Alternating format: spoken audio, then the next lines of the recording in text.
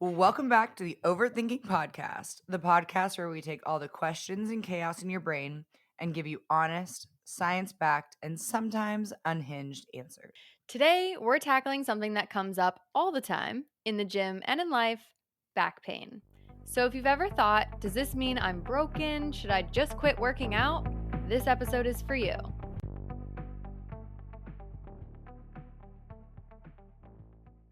How was your birthday? Ooh, um, it was actually great. I woke up, went to work, and oh no, I woke up at 5:30 thinking I was going to go work out before physical therapy. Locked myself out of my house at 5:30 a.m. So then I just walked Zoe around for an hour, went to my physical therapy with my dog, which wasn't really allowed. Ran home. My apartment manager had opened my room or my door. So then I got in and then drove up to work. They had a little cake for me. It was cute. Cute. Like a little, Safeway, buttercream type deal. So, it wasn't gluten free. No. Did you eat I, any? I ate some frosting. Okay, I didn't nice. have the heart to tell him that I don't eat gluten or dairy. The frosting, in my opinion, is the best part. You know what? That could be our this or that. This or that, cake or frosting. Frosting every time. However, I was the kid that dunked my finger in the frosting, container when my mom was baking. for sure. Oh, yeah. Like, half the container must be eaten before it's applied to the cake because you do Absolutely. have to wait for the cake to cool off before you can ice it. Okay, second question, chocolate frosting or strawberry frosting? What happened to vanilla? Okay, strawberry frosting or buttercream Okay, frosting? fuck, marry, kill. Fine. Okay, I would probably fuck strawberry because that sounds like a good She's a time. good time. She's a good Yeah, time. I'm gonna marry vanilla. Mm. Like The straight variant vanilla or buttercream? buttercream vanilla, but the variant of chocolate Yeah, is all over the board. You can yeah, have, like, the plasticky chocolate or, like, a super rich cacao, or you yeah. could have, like, a Mexican chocolate. Vanilla is Mm, vanilla. yeah. She's a tried and true. I think I'm gonna kill vanilla, but I love a butter. Ooh, wait, buttercream frosting or cream cheese frosting? Ooh. I think it depends on the cake. It does. Buttercream on a red velvet? Fuck me up. No, cream cheese on a red Oh, velvet. wait, sorry, yes, other way around. Oh, that's how You're obviously misinformation very hungry right now. as I'm eating a Rice Krispie treat because it's, like, the last calorie I've had since breakfast. I have an unpopular opinion, and I think that strawberry frosting is my favorite. Oh. Yeah. See, the fact that you said strawberry or chocolate and just bypassed vanilla, I already knew exactly what you were gonna say. Yeah, I wanted strawberry in there so badly that I just wanted you to know that I'm very passionate. When did the passion for strawberry or icing, like, officially begin? Like, when were you like, "Yeah, this is it for I me?" think it's as I get older. I Oh. like more old people shit. Like, I love any sort of lemon tart or lemon treat. That's my Mhm, jam. I mhm. love a strawberry frosting. I also love what's that really old people ice cream? Butter pecan. Oh, I love a buttered pecan ice cream. mhm. I feel like any nut that's not like an almond or like a cashew, it's like, you're fancy. Okay, we get it. Yeah, yeah. I want the extra calories. So, all in all, fuck, marry, kill, it was I would marry. Strawberry frosting, buttercream frosting, or chocolate. Oh, you just put in buttercream and just bypassed vanilla again? We're Vanilla's even a contender when buttercream is there? Of course. Okay, the most basic flavors are strawberry, vanilla, chocolate, the We Neapolitan. have a divided household, and we need your opinions in the comments. Buttercream or vanilla frosting? What about cream cheese frosting? There's so many sectors of Of vanilla, white frosting. of white frosting. But we do agree that, like, the chocolate variant is just so vast that, like, for me to marry chocolate, I don't know what kind of chocolate I'm getting. Yeah. You I never know don't what you're gonna get. know, and if it's gonna be like a store-bought chocolate, I don't want it. What I'm hearing you say is that you really love vanilla ice cream. Frosting. Frosting, that's what I meant. I love vanilla And frosting, you feel about vanilla frosting like I feel about strawberry frosting. So which is it's my favorite. I'm going to, I guess, marry because then I also get to fuck strawberry frosting. I'm yep. killing vanilla. Sorry. Mm, If it was buttercream, it might be different. And I guess I'm fucking chocolate. which also feels on brand. Yeah. So let us know what you fuck, Mary kill: vanilla, chocolate, or strawberry frosting. Let's get into today's episode, which is all about pain, specifically back pain. And both Brie and I have dealt with some bouts of pain in our aged lives. You're what now, I'm 34? 33 now. 33, I just sorry, had a birthday excuse me. yesterday, so, all Yep. Leos live to Bree's tell the birthday was day. Bree's birthday was the 20th, so it'll be a few days since this till this episode comes out, but everybody continue to wish her happy Thank birthday. you. 33. This is not, what is it? Golden birthday? You've already I've had your already had golden my golden birthday. birthday, but there is some power to this number. I feel like like alliterations where it's like, the same letter. I feel like Yeah. alliteration numerically also has some power to it. Yeah. And we'll just like manifest that for your year that it's going to be one of Yeah, the and best. there's really just no way I love around that. it, okay? But Yeah. I do think it's good for us to talk about back pain because we've given you guys so many tools around, like, how to train effectively, how to eat more effectively, like, how to adjust your mindset, but then there's some certain things that happen where it's just so debilitating and it really, like, rocks you, where, like, even the things that you used to be really, quote, unquote, "good at," like meal prepping or whatever, like, it's so easy for motivation to, like, slip and dwindle when something like a back injury comes up. And so we want to talk to you guys about just really How to how to pivot pivot and how to still stay in the game and how to not let your identity change to like an injured person, right? and not throw your hands up and just say, I'm done, because inactivity is not the answer It's actually the either. worst answer. So right. We hope that with this episode, we can share a little insight with you guys and help you understand that pain is information and it's not always something to be afraid of. You want to be able to use your professional resources as needed. But if you're experiencing pain, or you will probably inevitably feel pain at some Yes. point, how to navigate it. So, back pain is one of the most common complaints we hear from clients, or they're scared of performing certain exercises because they don't want to injure themselves. We get it. It's scary because it feels like if your back hurts, you're damaged, or you should stop moving Right. altogether. And then the truth is, back pain is usually not really something's broken, but more often it's just about load and stress and how your body's handling what you're asking of it. So instead of fear and avoidance, we want to lean into what's called a movement optimism Love approach, that. because you is strong, you is resilient, and you are built to adapt. If you don't know that quote, then we need to have a And talk. I think that part is worth highlighting is that we are designed to adapt. And that's like when we talk about progressive overload and all these things, what we're doing is we're actually pulling at what our body is so good at, which is adapting. And that's why in progressive overload, you have to give it more stimulus every week because it's adapting to what you're giving it. So if you Yeah. change your identity to this like injured, broken person, your body's going to adapt to acting and thinking and being an injured, broken person. So, Yep. And you'll probably compensate for that pain or injury in right. some way, and ultimately leading you to having more pains. So, hopefully, we can give you the initial steps to help navigate that. Yeah, and also, like, the mindset that comes with it, because that's a huge piece of injuries.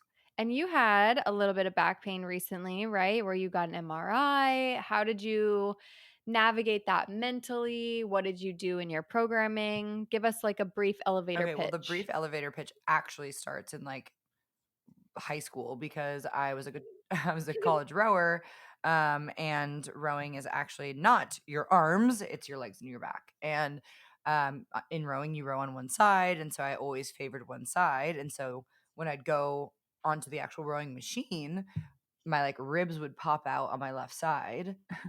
Oh my Yeah, and then I God. was like, anyway, rowing screwed my back up originally, and then I did CrossFit, like, the day after I graduated, and so, the foot that's behind when I split jerk, that side of my back was just getting like messed up again and again and again, Super compressed. So I compressed. have 3 bulging discs, and L5, S1, and then one in the middle of like my lumbar in the middle. And so, yeah, it like only flares up during times like I just had where my life was completely turned upside down. And or I'm trying like a new training program that requires like a ton of recovery, or it's like new. Mm. Um, but yeah, or I put too many people on my shoulders at concerts, like that can flare it up, you know? It's that feral girl Yeah, it's like the attitude. shoulder rides aren't always free. So There's yeah. consequences. So how did you pivot in your training? I mean, really the most important thing that I did was really dial back in core strengthening work. Your Mm, back does so much for us, and like everyone's like, "Oh, it's just your back's going to take it over." Well, it does. It does take over because it's really strong and it's a lot of muscle tissue. So if you're not giving the complementary strengthening to the core, then your back's going to keep taking it on. So, we've talked about this. I did a lot of hanging knee raises, a lot of like cable crunches, a lot of rotational stuff. But I still kept deadlifting. Like there wasn't a day that I stopped deadlifting or that I stopped hmm. loading my spine completely. Um, Did you reduce the load or reduce the intensity of those typical Yeah, so triggers? I identified the couple movements where I, like, was feeling, like, kind of off after, and then in those specific movements, I'd slow down the tempo a lot and really focus on mind muscle connection. I was still progressively overloading, but not from a loading perspective, but from, like, an intent of how much engagement I was getting each rep. And then with that, Right. I did scale back my volume a little bit because again, like my body was telling me it's not recovering and it needs a little bit more rest. So I had probably cut the volume like by 50% or maybe 40%. But then I replaced that with a little bit more aerobic activities like walking, zone two work, stairmaster, things like that. So that I was still getting like a similar amount of activity level. Like my training didn't go from an hour and a half to 30 minutes. It stayed an hour and a half. Yeah. I just switched Right. up some things and I knew that cardio or conditioning work would help promote blood flow into the area. Sure. I was just gonna ask, I want to know about your back history. Yeah, mine was a long journey. And like all pain, it's complex. It's never because of one thing. It's usually like a confluence of, stress, how you're sleeping, the physical position of your Totally. sleeping. And this all manifested at a time where I was super busy at work. So I was seeing clients back to back to back, some days like 7 hours straight with no breaks. And because I'm lifting my clients' bars. Of course, they're helping me, but like bent over, lifting up these things, not always with the best form because it's like 25 pounds, but over time that Right. adds up. So, long winded story short, I probably spent a year navigating my own workouts, trying to find the entry point of the things that I could do that allowed my body and the soft tissues to recover, and then ultimately got me back doing the common triggers, which were for me squats, deadlifts, and actually even bench press, because as a power lifter, you tend to retract your shoulder blades and you have this like kind of lower back arch, which is totally safe in typical positions, but it is somewhat triggering when you already have a flare of the SI joint. So I had to take out all the things that I was typically doing, and for probably 6 months, my, like, heavy movements, my, like, main course was leg press. It was belt squat. There was, dumbbell presses. There was supported overhead presses, like, a lot of things just to allow ease some pressure on my body and get me to heal. And now I'm finally back doing deadlifts for the first time. I'm back doing back squats for the first time. And then kind of stripping everything away allows us to identify triggers when they do Right. arise. So I like kind of re-triggered myself when I was like, I feel so good. I haven't had pain in months. And I decided to do a low bar back squat. And I was like, I'm just gonna send it. Like I feel so fucking good. And I did 165, which is not that heavy, for 6. And the next day I was like, damn it. But I What was just the kind of damn it? like What pulled happened? back. Like, what was the signaling? it just, like, it was super achy for longer than necessary, for longer than, like, a week. So instead of but at this point, instead of saying like, "Okay, no more back squats," I continued to do the low bar back squats with primer of core work, and then I also just completely reduced the load. So instead of 165, I did 135, and then I did fewer reps with pauses. So I Oh, focused more on, like, my time under tension. Well, I guess it was less time under tension, but it was more set, so I got to rest more yeah. between. But, that's kind of a professional Yeah, take. I think it's interesting to hear how you said you found your entry point, and I think that's, like, a big term I want everyone to hear and use. Can you share Yeah. a little bit more about what finding your entry point looks like and what that means? Yeah, entry point could be anything like, okay, if we know deadlifts are a trigger for your back, or they're a common enemy, right? For quote unquote back pain. So an entry point could be reducing range of motion. It could be reducing the intensity that you use. It could be swapping something out completely. For me, it was a lot of trial and error. So I had while I was trying to figure out what the entry point was, it was like, okay, maybe I'll do a block pull. Maybe I'll do a rack pull. Nope, all those things still trigger. Let's just take it out completely and do something else. So the entry point for me was belt squat for a while because there's not a lot of pressure on the spine, because the weight's coming from below you. So that was what I did for my leg There's no exercises axial for a loading, while. so no loading from, like, the shoulder blades down like you would for, like, a back squat, Mhm. and then there's no like, Yeah. the load is you're not even holding the load, it's just wrapping around your waist. So, what Mhm. how did you know that that was, like, how did you progress that, and how did you maybe as somebody who likes deadlifts, like, how did that mentally feel for you? Yeah, it was definitely it's still hard. Like, I go to a gym where a lot of people are very strong and a lot of power lifters go, a lot of bodybuilders go, and I miss deadlifting 340 pounds, but I also don't at the same time. Like, it's a lot of mental work to, like, hype yourself up to, like, do those heavier sets. Especially deadlifts when they're, Um like, so taxing already. Yeah, so I think mentally it was hard at first because I was like, "Am I getting a good enough workout with just the leg press as my main course?" Yeah, yeah, I totally was. I've added more muscle in the last, like, year or so just from doing more, like, isolated work like this. I have a new appreciation for the leg extension that I can do, like, 200 So pounds on freaking the leg cool. extension.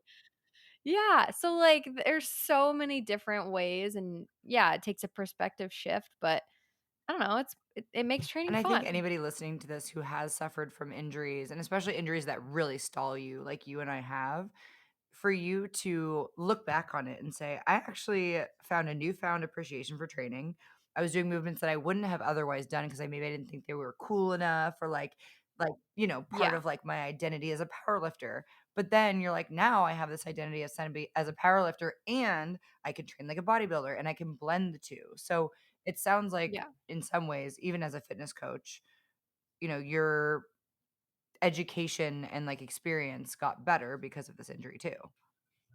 totally, and when my clients inevitably have some sort of pain because it just happens, whether you're working out or not, you're bound to experience Yep. some pain. Um, and I take this movement optimism approach because pain doesn't always necessarily mean injury. Pain is information from your body saying whatever you're doing in your life in total is too Right, and much. your back can That hurt even when you're not doing anything structurally wrong, right? Like you said, like, totally. I could wake up from a bad night of sleep and I slept in, like, on my stomach randomly, and I'm gonna be in a little bit of pain, but, you Yep. know, doesn't mean that that discomfort means that you did anything wrong or that you're broken. It's literally just a signal. Yeah. Maybe you need to do a little bit more warming up before that gym session. But it is good to know that if you are feeling pain, you don't have to push through. You can modify and pivot. Um, But if you do push through for too long, your body will inevitably shut you down. Like your body, yes. you may think you're running it, but it's really running you. Like at a certain point, if you keep driving on bald tires, the car is going to either crash or worse, right? And so we want to give Yep. you the tools to learn how to do movements that could commonly cause injuries, like deadlifts are like the enemy. But like I believe, and I think we both believe, like deadlifting is a very important part of the menu here. So let's talk about some areas or movements that are often neglected in the fitness space. Do you have any off the top of your head? I mean, you and I both talk about bracing all the It's like time. literally the first thing that comes to mind. Like I'm bracing right I now. think we can thank I think we can take thank physical therapy for this. Do you think so? I mean, I think I can more thank powerlifting, but it was further drilled into my nugget brain to, you know, work yourself around injuries.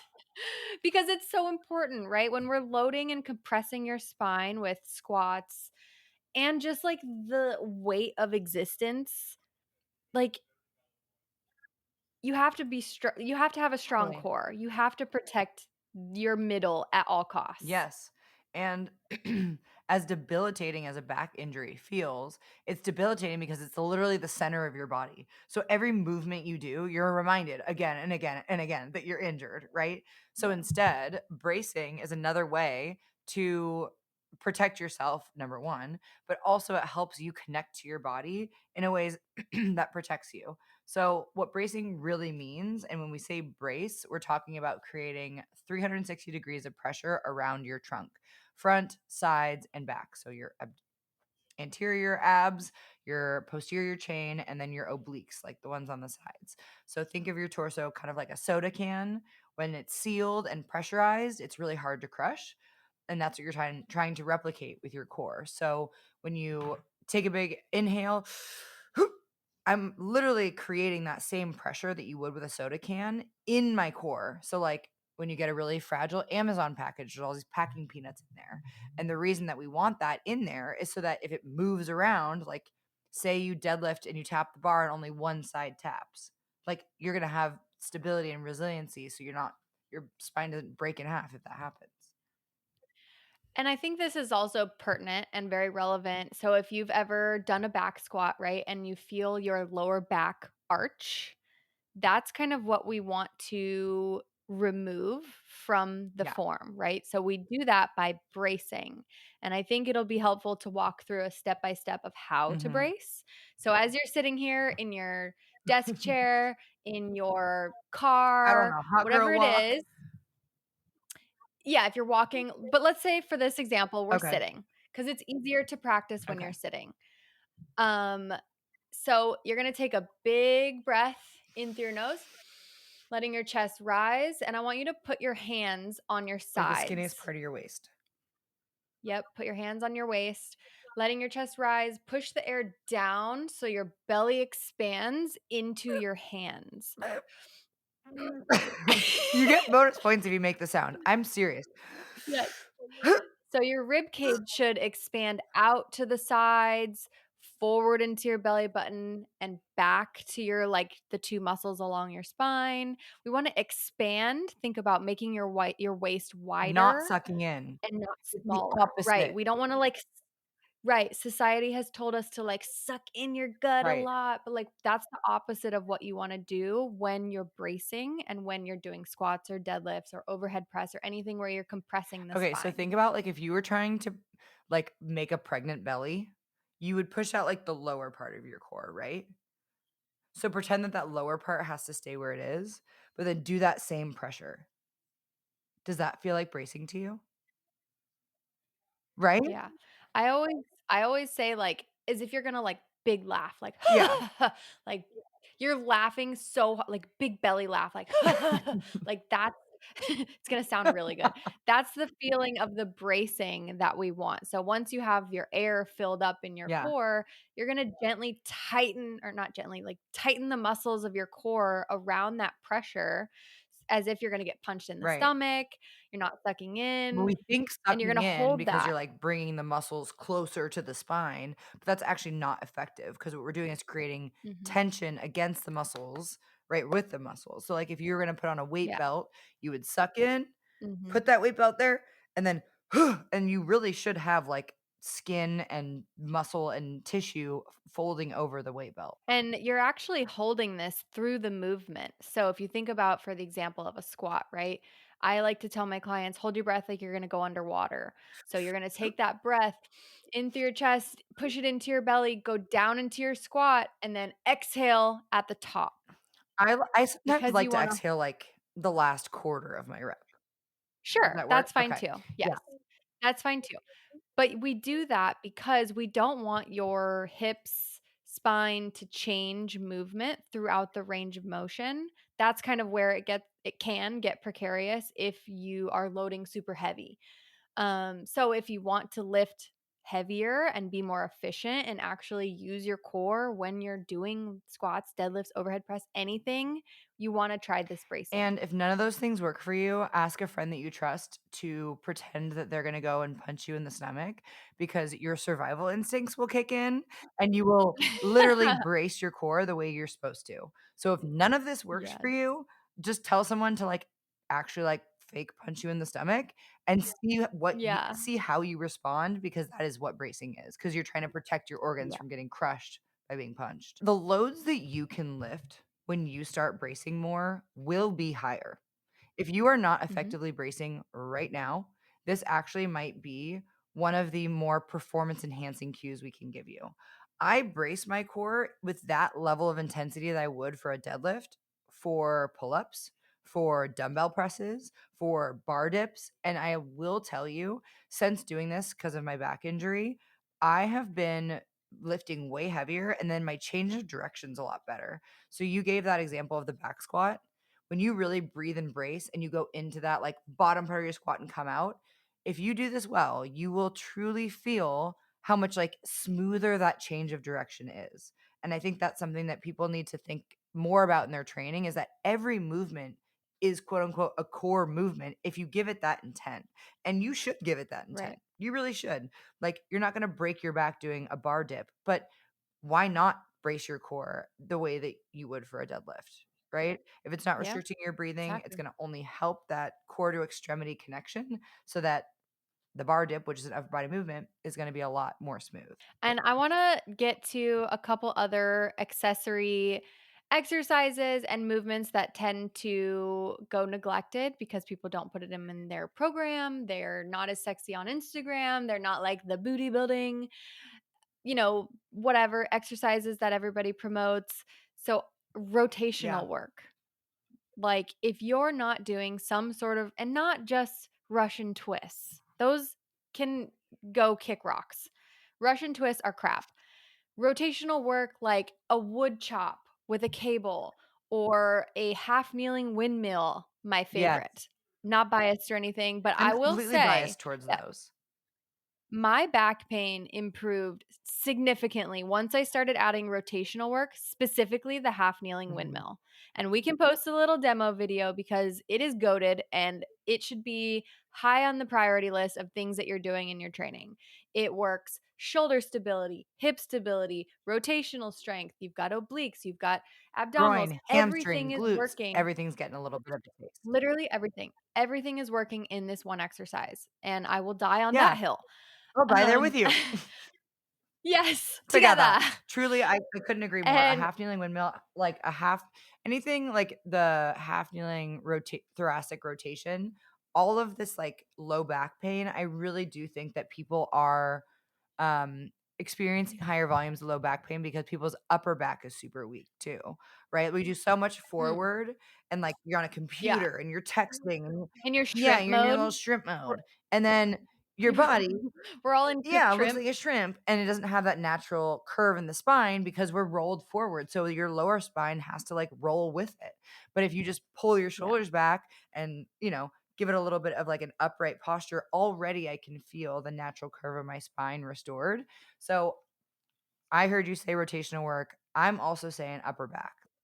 Other core work too, like you said, like you added a bunch of intentional core Yeah. work. So not just crunches or leg raises. We want to train various planes and various like movement patterns. So this is rotational, of course. We want extension, so something like a rollout. We want flexion, something like a crunch or the hanging leg raises, and also anti rotation. So something like a Pallof press or a I was gonna say a plank. side plank would be a great anti-rotation one. A forward plank or a side plank is Yep. anti-rotation. Any of those are Yeah. anti-rotation. And I actually think that doing dynamic stuff with your core can be really helpful because it's very rare in life that you get a back pain from something that happens slow. So, Yeah, med ball slams, rotational med ball chest passes, totally. um, stir the pot. So if you get like a physio ball, I actually think a physio I ball love those. is one of the best kept gym tools that takes up the most space and is just so unreasonable. But Yeah, like a plank body saw on a physio ball, a yeah, glute bridge on a physio ball, I really believe in the physio ball, for stability work, especially like core to extremity work. yep. And then lastly, I wanna finish this little my little list with hip mobility and strength. So 90-90 drills, which is like it's a Shin stretch. box We can post to stretch. YouTube. Yep, a box stretch. Cossack squats, so it's kind of like a lateral lunge where you're passing through to the other side.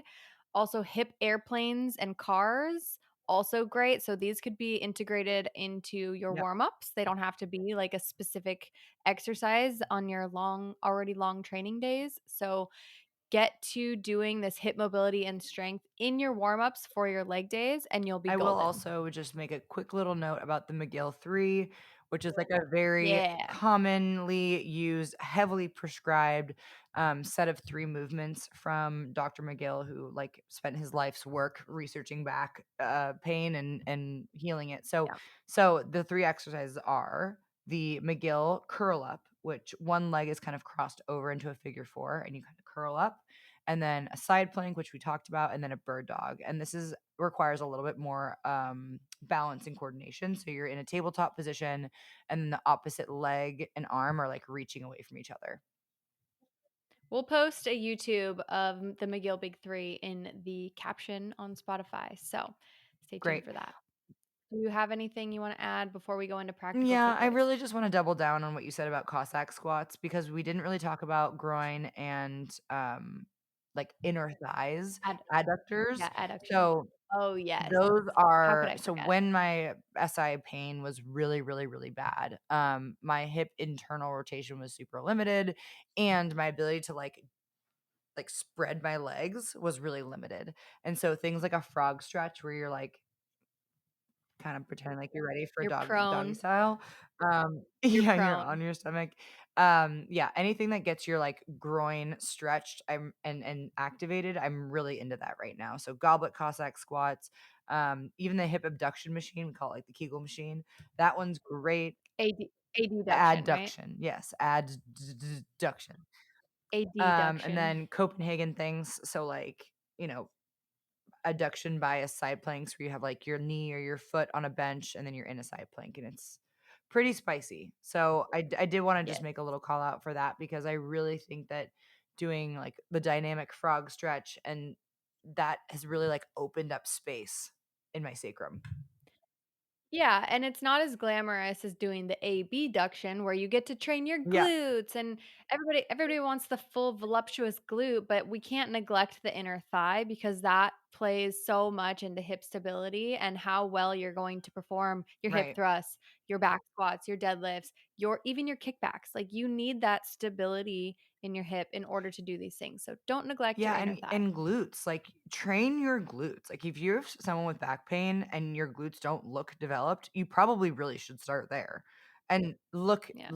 versus, like, how much they function doesn't really matter, but you know if your glutes don't turn on. So that would be a great thing. So, practical takeaways for today. Modify your exercises and your training. Don't quit. So try variations. If a standard deadlift is triggering, try maybe a dumbbell RDL instead of a conventional deadlift. So shorten the range of motion. We could do goblet squats or box squats instead of back squats. Scale load and volume, load being the weight that you use. So drop the weight, lower the reps, or shorten the range of motion until your back pain calms Essentially, down. all of the forms of progressive overload that we've taught you guys, manipulate those. Manipulate load, resistance profile, number of reps, number of sets, manipulate till you find what feels safe for you. Yep. And move often. So your spine loves movement, walking, mobility, light strength work usually helps more than just totally And by resting. It's okay to take those rest days, but if you just, keep pushing yourself to like even just walk, that's going to be better Yeah, than and the nothing. more you move, the more blood flow, the more fresh blood with, nutrients to fuel the tissues is going to be moving around. And also, the more you move, the more you confirm to your nervous system that you're not broken and that you still can do a lot of Yep. things. And then back to like the stress part of this thing, address lifestyle factors. So look at your sleep, look at your stress, hydration, and nutrition, because all of that plays a role in how your body experiences pain. You guys heard about my move and how chaotic that was and how poorly I managed my stress. And it's no shock that my back totally flared up and has been giving me a ton of pain. So from experience, look at that stuff and then look at it honestly. And then, last but certainly not least, seek help if needed. A physical therapist, an experienced coach, or even just going to get some imaging done can help guide you through flare ups safely. If you get an x ray or an MRI and whatever it shows, like that's not who you are. That's not like your diagnosis. When I got diagnosed with 3 bulging discs, I was like, I could either say I'm an injured person and that's who I am now, or I could be like, oh, well, I've been moving this way the last 5 years. Why would I change now? Right? So, I want to add to this and I want to emphasize seek out a good physical therapist. A lot of the ones, unfortunately, that insurance covers aren't that great, but just do your reading on their bios, what they Reddit. specialize in. You want someone that instructs you through movements and not just soft tissue or manual manipulation. You want them to be doing exercises with you and then ask them, what is my plan for re entry to exercise? Because that is important. Also, when you go to physical therapy and you see other patients in there, if you see them moving like shit and their physical therapist is not correcting them, I literally just did this. I literally just fired my physical therapist because the entire room was filled with people trying to do toe touches and everyone's falling all over the place. Like, you want to make sure that they're actually teaching movement, not just like, oh yeah, go do some bird dogs and then they turn around. But if you're listening to this podcast, you know how to move weight, you know how to lift. So make sure that they're watching you do things well. And if they don't feel good, ask for cues. All that to say, your pain does not make you broken. So, hopefully, this episode was helpful and gives you a new perspective on managing pain when it does inevitably arise. If you found this helpful, please share it with a friend. We would love the support. Comment on the episode, leave us your feedback. Follow us on Instagram at overt_thinking, at Brianna Lamb, at Kelsey Michelle, and we will see you In the in the next next episode. episode.